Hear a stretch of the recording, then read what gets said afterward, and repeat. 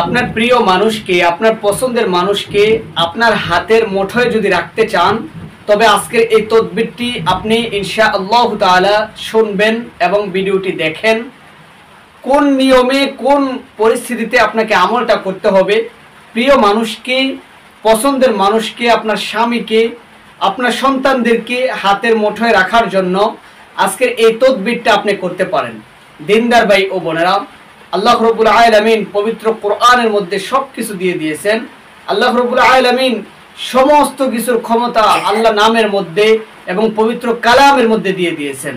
আমরা জাদু, মন্ত্র, কুফরি, শিরকি, বেদাতির মধ্যে লিপ্ত না হয়ে আল্লাহ নামের তরিকায় এবং আল্লাহ রাব্বুল আলামিনের পবিত্র মহাগ্রন্থের মধ্যে এই সমস্ত চিকিৎসা যদি আমরা করি, আল্লাহ তাআলা আমাদের মনের আশা কবুল করবেন।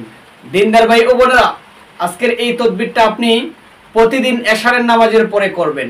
প্রিয় মানুষকে, ভালোবাসার মানুষকে, আপন মানুষকে হাতের মুঠোয় যদি আপনি রাখতে চান, তাহলে এই তদবিরটা করেন।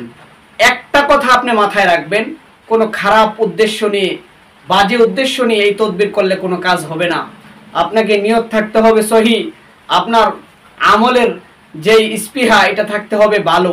এশারের নামাজের পরে আপনি যখন ঘুমাতে যাবেন, আপনাকে অবশ্যই ওযু করে নিতে হবে। ওযুর পরে কালিমায়ে শাহাদাত পাঠ করতে হবে। একটা আঙ্গুল, শাহাদাত আঙ্গুলটা আসমানের দিকে তাকাইয়া আপনি কালিমায়ে শাহাদাতটা পাঠ করবেন। আশহাদু আল্লা ইলাহা ইল্লাল্লাহু ওয়াহদাহু লা শারীকা লাহু ওয়া আশহাদু আন্না মুহাম্মাদান আবদুহু ওয়া রাসূলুহু আল্লাহুম্মা জাআলনি মিনাত তাওয়াবিন ওয়া জাআলনি মিনাল মুতাতাহহিরিন। এটা পাঠ করে নেবেন। তারপরে আপনি যখন বিছানার মধ্যে শুতে যাবেন, ওই সময় আপনাকে আমলটা করতে হবে। একটা জায়নামাজ বিছায় নেবেন। জায়নামাজ পেতে দুরুদে ইব্রাহিম পাঠ করবেন। কি বললাম? দুরূদ শরীফ পাঠ করে নেবেন। সবচেয়ে বড় দুরুদ, আল্লাহ রাসূলের উপরে দুরুদ প্রেরণ করেন। আল্লাহুম্মা সাল্লি আলা মুহাম্মাদিন ওয়া আলা আলি মুহাম্মাদ কামা সাল্লাইতা আলা ইব্রাহিম ওয়া আলা আলি ইব্রাহিম ইন্নাকা হামিদুম মাজিদ। আল্লাহুম্মা বারিক আলা মুহাম্মাদিন ওয়া আলা আলি মুহাম্মাদ কামা বারাকতা আলা ইব্রাহিম ওয়া আলা আলি ইব্রাহিম ইন্নাকা হামিদুম মাজিদ।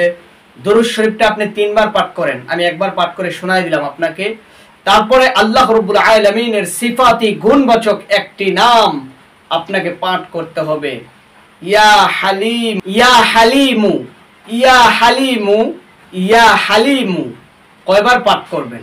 ইয়া হালিমু নামটা আপনি 41 বার পাঠ করবেন এবং মনে মনে এই ধারণা রাখবেন যে আমার প্রিয় মানুষ, আমার স্বামী, আমার স্ত্রী, আমার সন্তানাদি সবাই যেন আমার হাতের মুঠের মধ্যে থাকে।